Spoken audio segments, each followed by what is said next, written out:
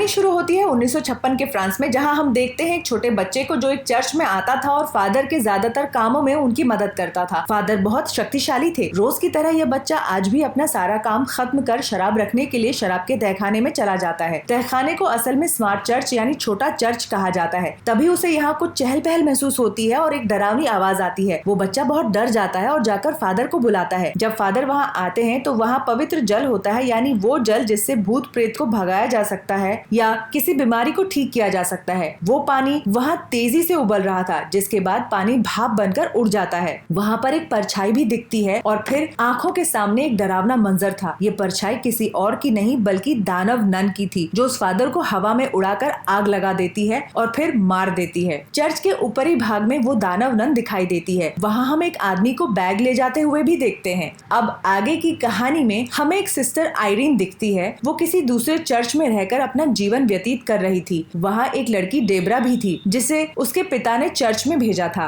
Irene उससे कहती है कि मेरे पिता मुझे बिल्कुल पसंद नहीं करते थे। वो उसे इसलिए पसंद नहीं करते थे क्योंकि आयरीन को अक्सर पहले से पता होता था कि क्या बुरा होने वाला है। यहाँ चर्च में दानव नन की बातें चल रही थी। फ्रांस में कहानी शिफ्ट होती है। हम एक हॉस्टल स्कूल देखते हैं जहाँ मॉरिस नाम का एक व्यक्ति काम करता था। उस हॉस्टल को एक मैडम चलाती थी। वो मॉरिस से काफी गुस्से में बात करती हैं। कारण ये था कि कुछ वर्ष पहले इसी स्कूल के चैपल में उस मैडम के बेटे की मृत्यु हो गई थी, जिसके कारण वो चिड़चिड़ी हो गई। बस यही कारण था कि वो हर किसी से गुस्से में बात करती थी। इसी स्कूल के हॉस्टल में एक बेहद प्यारी लड़की सोफी भी पढ़ती है। मॉरिस के साथ उसकी काफी अच्छी दोस्ती है। यहाँ कुछ लड़कियाँ अक्सर सोफी को परेशान करती थी और मॉरिस हमेशा सोफी को उनसे बचाता था। लेकिन मॉरिस के साथ कुछ गड़बड़ थी। वो अजीब हरकतें करता था। एक दिन जब एक लड़की स्कूल में सामान देने आती है तो वो मॉरिस को अजीब हालत में देखती है। वो बाहर बैठा कॉकरोच खा रहा था क्योंकि स्कूल मैडम ने कॉकरोच वाले लाल बैग को साफ करने को कहा था। फिर अचानक राक्षस नन मॉरिस से बाहर आती है और उस लड़की को मार देती है। मॉरिस के अंदर एक राक्षस नन रहती है। यानी कहानी की शुरुआत में हमने जिस आदमी को देखा था जिसके हाथ में एक बैग था, वो कोई और नहीं बल्कि मॉरिस था, जिसके अंदर राक्षस नन थी। वो राक्षस नन ऐसे ही सबको नहीं मार रही थी। इसके पीछे कुछ रहस्य था जो हमें कहानी में आगे पता चलेगा। दूसरी तरफ आयरीन के मन में अजीब से विचार आ रहे थे। वो सपने में मॉरिस को देखती है जो उससे मदद मांग रहा था। फिर अचानक राक्षस नन आती है और उसे डराती है, जिससे उसकी आंखें खुल गई। वो काफी डर जाती है। एक दिन वही लड़कियां जो सोफी को परेशान करती थी उसे चैपल में ले गई, जहाँ मैडम ने सभी को जाने से रोक रखा था। वहाँ खिड़की पर एक बकरी बनी हुई थी। वो उसके साथ एक गेम खेलती हैं और कहती हैं तुम्हें जाकर उस बकरी की आंखों में टॉर्च जलाकर देखना होगा। वे आंखें राक्षस की हैं। यदि तुमने जरा भी ध्यान हटा दिया तो राक्षस आकर तुम्हें मार डालेगा। जब सोफी उसकी ओर देख रही थी तो जो लड़कियां उसे परेशान कर रही थी चतुराई से वहाँ से निकल जाती हैं। सोफी अब बिल्कुल अकेली थी। अब अचानक वहाँ हलचल होती है और तभी सोफी ने राक्षस नन को देखा, जिससे वो बहुत डर गई। तभी मॉरिस वहाँ आता है और उसे बचाता है। दूसरी ओर सिस्टर आयरीन को दिखाया जाता है, जिसे फादर अपने पास बुलाते हैं और कहते हैं कि अलग अलग शहरों में पादरियों और ननों की फिर से हत्या की जा रही है। वो बताते हैं कि फ्रांस में एक फादर को जलाकर मार दिया गया है। वे उसी फादर के बारे में बात कर रहे थे जिन्हें हमने कहानी की शुरुआत में देखा था। उनका कहना है कि राक्षस नन फिर से आ गई है। वो मरी नहीं थी। तुम उसे फिर हरा सकती हो क्योंकि तुम पहले भी उससे लड़ चुकी हो। आयरीन कहती है नहीं, अब मैं ऐसा कुछ नहीं करूंगी। फादर कहते हैं नहीं, अब ये सब तुम ही को करना होगा क्योंकि ये दुनिया और मानवता का सवाल है। तुम्हें इस मामले की जांच करनी होगी। ये सब सुनकर सिस्टर आयरीन अपने डर पर काबू पा लेती है और वहाँ से चली जाती है। फिर इस केस को सुलझाने के लिए आयरीन फ्रांस चली जाती है, जहाँ फादर को जलाकर मार डाला था। डेबरा भी ट्रेन में उसके साथ चुपचाप बैठी रहती है। जब आयरीन ये देखती है तो कहती है तुम्हें इस तरह चुपचाप नहीं आना चाहिए था। अगर चर्च को पता चल गया कि तुम बिना बताए मेरे साथ आ रही हो तो वो तुम्हें चर्च से निकाल देंगे। डेबरा कहती है ऐसा कुछ नहीं होगा। तुम्हें मालूम है मेरी माँ भी जलकर मर गई थी। मैंने कोई चमत्कार नहीं देखा। क्या चमत्कार सच में होते हैं? ये सब सुनकर आयरीन कहती है जब विश्वास होता है तो बड़े चमत्कार होते हैं। फिर वे दोनों फ्रांस पहुँच जाती हैं। चर्च पहुँचते ही आयरीन को फिर से उसी बच्चे का ध्यान आता है। वो बच्चा जिसे हमने कहानी की शुरुआत में फादर के साथ देखा था। अब वो उसे वहाँ खेलते हुए देखती है। जब आयरीन उस बच्चे से उस दिन की घटना के बारे में पूछती है तब वो कहता है कि हाँ, मैंने उस दिन चर्च में एक परछाई देखी थी। तभी उसे यहाँ एक नन नजर आती है। लाइब्रेरी में किताबें खुद ही नन का रूप ले रही हैं। यहाँ दानव नन ने आयरीन का गला दबा दिया था। तभी आयरीन एक और नन को देखती है जिसकी आंखें निकाली जा रही थी। देखकर वो बेहोश हो जाती है। यहाँ तुरंत डेबरा आती है जो उसे संभाल लेती है। सोफी के स्कूल में भी एक अजीब घटना घट रही थी क्योंकि मोरिस में राक्षस नन बार बार आ रही थी, इसलिए स्कूल में सभी लोग बहुत डरे हुए थे।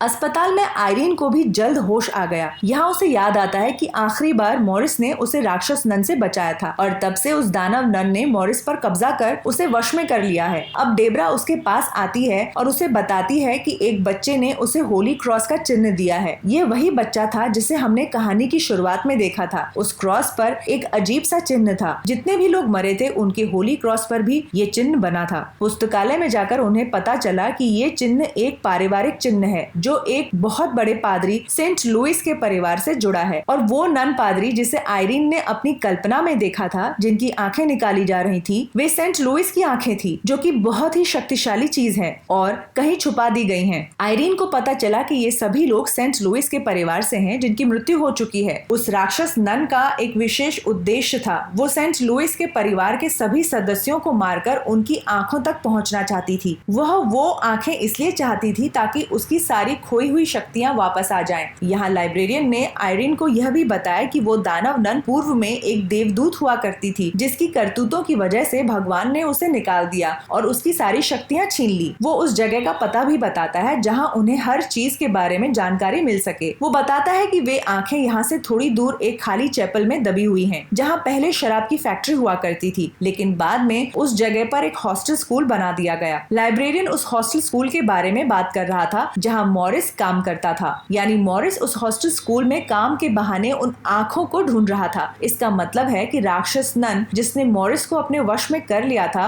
वो उसकी तलाश कर रही थी। यह सुनते ही आयरीन और डेब्रा हॉस्टल के लिए निकल जाती हैं। फिर हम देखते हैं कि मॉरिस को पता नहीं क्या हुआ कि वो उस चैपल के सामने बैठा उसके सर पर वार कर रहा था, जिसे स्कूल की मैडम भी देखती है। वो उसे होश में लाती है और कहती है कि तुम ठीक नहीं हो, जाओ और कुछ देर आराम करो। मॉरिस बार बार यही कह रहा था कि मुझे पता नहीं कि मैं यहाँ कैसे आ गया। अब मैडम को उस चैपल से अजीब आवाजें आने लगती हैं, जिसे वो वहाँ का ताला खोलकर देखती है। तभी उसे वहाँ अपने मृत बेटे का भूत दिखाई देता है जो अब उसे डरा रहा था। यहाँ कोई और नहीं बल्कि राक्षस नन मैडम के बेटे की आत्मा को नियंत्रित कर रही थी। अब वो मैडम के बेटे की आत्मा का उपयोग करती है और वो मैडम को मौत के घाट उतार देता है। फिर मैडम का शव मिलता है जिसकी हालत बहुत खराब थी, जिससे हॉस्टल में रहने वाले सभी बच्चे डर गए। रात के समय जब सभी बच्चों का ध्यान भटकाने के लिए मॉरिस और सोफी की माँ नाच रहे थे, तभी अचानक मॉरिस की तबीयत खराब होने लगी। उसकी गर्दन पर क्रॉस का जो निशान था अब बहुत बुरी हालत में था। वहाँ आयरीन और डेब्रा भी हॉस्टल पहुँच गई, जो सोफी और उसकी माँ को बताती हैं अब मॉरिस से दूर रहना, क्योंकि आयरीन को इसका पता चल गया था कि राक्षस नन मॉरिस में थी। तभी मॉरिस में दानव नन जागती है और कहती है, हेलो सिस्टर। इतना कहकर मॉरिस उस चैपल की ओर दौड़ पड़ता है। उसे छोटे से चर्च की ओर जाते देख आयरीन उसे रोकने की कोशिश करती है, लेकिन उस नन ने आयरीन पर हमला कर दिया और उसे दूर फेंक दिया। डेब्रा भी उस राक्षस नन को रोकने की कोशिश कर रही थी, लेकिन वो उसे रोक नहीं सकी।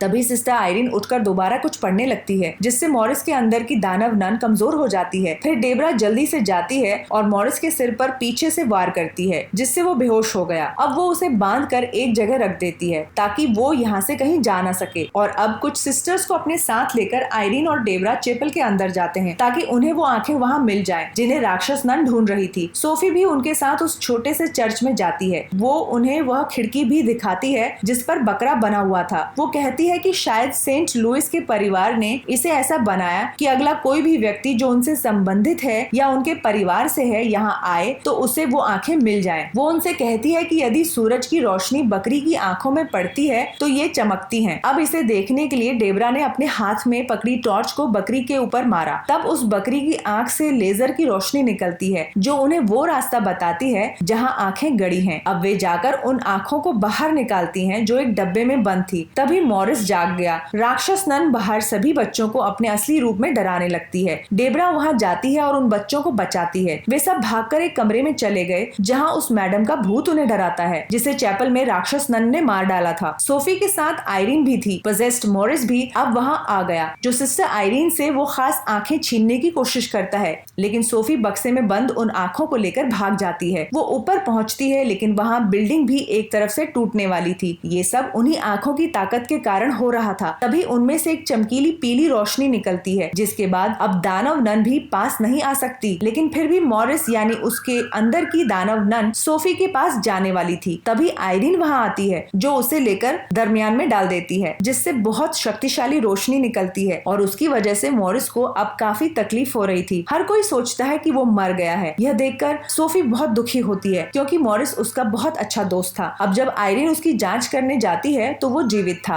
यह राक्षस नन की एक चाल मात्र थी उन्हें फंसाने के लिए। अब दानव नन जल्दी से उन आंखों को उठा लेती है और उसे फिर से सारी शक्ति मिल गई थी। वो फिर से अपने असली रूप में आ गई थी। वो आंखें अब उसकी आंखों में थी। तभी उसने हॉस्टल में एक लड़की को पकड़ लिया, जो सोफी को हमेशा परेशान करती थी। उसके मुंह के अंदर वो नन अपने नाखून गाड़ देती है। वो राक्षस नन इतनी शक्तिशाली हो गई थी कि वो हवा में उठाकर आयरीन को मार डालने को थी, जैसे उसने कहानी की शुरुआत में फादर को मार डाला था। तभी आयरीन यहाँ अपनी माँ को देखती है। उनकी आंखें भी चमक रही थी, यानी आयरीन भी सेंट लुइस परिवार से थी। उसके अंदर शक्ति थी। वो अपने अंदर की शक्तियों को जगाती है और आग को बुझाती है। इसका मतलब है कि यदि आप सेंट लुइस के परिवार से हैं तो आप उन बुरी शक्तियों को हरा सकते हैं। अब ये सब देखकर दानव नन बहुत क्रोधित हो जाती है। तभी वो सोफी पर हमला कर देती है। आयरीन यहाँ सभी को प्रार्थना करने के लिए कहती है। उसने देखा कि यहाँ शराब है, क्योंकि जैसा कि लाइब्रेरियन ने उसे बताया था, वहाँ एक शराब फैक्ट्री हुआ करती थी और चर्च में शराब पर प्रार्थना करने से ये जीसस का खून बन जाती है। अब वो दोनों जब विश्वास के साथ ये सब करते हैं तो वो शराब खून में बदल जाती है, जो राक्षस नन को मार डालती है। आयरीन ने उसे नर्क भेज दिया था। हमें सब कुछ बिल्कुल ठीक हो गया दिखाया जाता है। कहानी के अंत में हमें 2 पैरानॉर्मल इन्वेस्टिगेटर्स दिखाए गए हैं, जो भूतिया आत्माओं से बात कर सकते हैं। उन्हें चर्च से बुलावा आया था, यानी उन्हें एक नया मामला हल करना था। और इसके साथ फिल्म की कहानी यहीं खत्म हो जाती है।